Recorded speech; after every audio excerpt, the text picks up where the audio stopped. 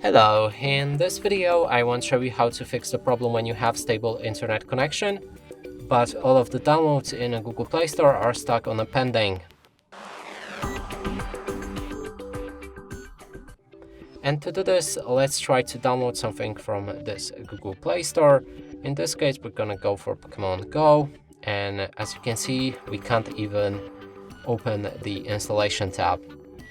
Now to fix this, we'll need to enter our settings, then select System at the bottom, go for Date and Time and enable Set Time automatically. Now when we go back to the browser, Google Play Store and try again, it should work fine.